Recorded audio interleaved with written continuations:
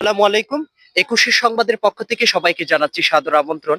শুধু দর্শক, আমরা এখন যে জায়গায় রয়েছে এটা চাক্তাই খাল, যে চট্টগ্রাম নগরীকে বারোলিয়ার পূর্ণভূমি বলা হয়, পবিত্র ভূমি বলা হয়।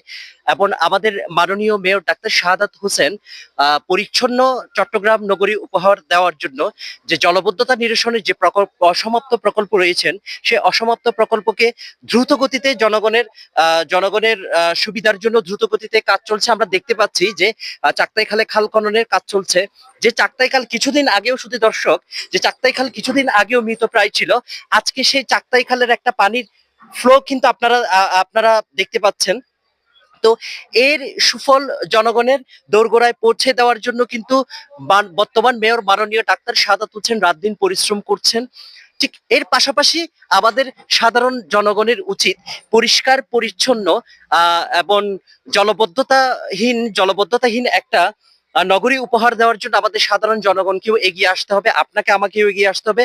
আমরা যত্রতত্র অবস্থানে ময়লা ফেলবো না, এবং আমাদের ময়লা ফেলার জন্য, বাসাবাড়ির আবর্জনা ফেলার জন্য নির্দিষ্ট সিটি কর্পোরেশনের পক্ষ থেকে কিন্তু নির্দিষ্ট ডাস্টবিন রয়েছে, আমরা ওখানে ফেলবো। আমরা যত্রতত্র খালে ময়লা না ফেলে একটা পরিচ্ছন্ন খাল, একটা জীবন্ত খাল আমরা উপহার দিই। আমরা গল্প শুনেছি, শুধু দর্শক, আমরা গল্প শুনেছি যে একসময় এখানে কিন্তু প্রচুর মাছ পাওয়া যেত।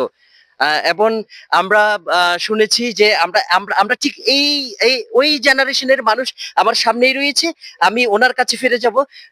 যে চাচা, আমরা একসময় শুনেছিলাম যে চাক্তাই খালে আপনারা একসময় মাছ ধরেছিলেন।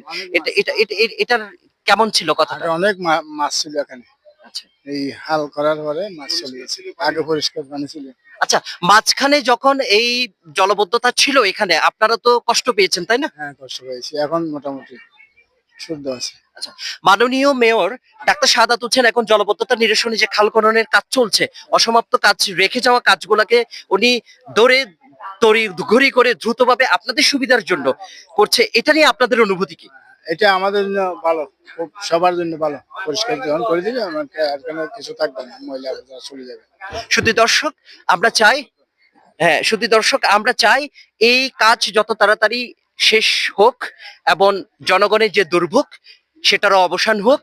সুস্থ সবল বাংলাদেশ আমরা সবাইকে উপহার দিই। শেষ কথা যেটা বলতে চাই, যে বারোলিয়ার পুণ্যভূমি, পবিত্র ভূমি, সেই পবিত্র ভূমিকে আমরা রক্ষা করব ইনশাল্লাহ। ভালো থাকবেন সবাই, সুস্থ থাকবেন। ধন্যবাদ সকলকে।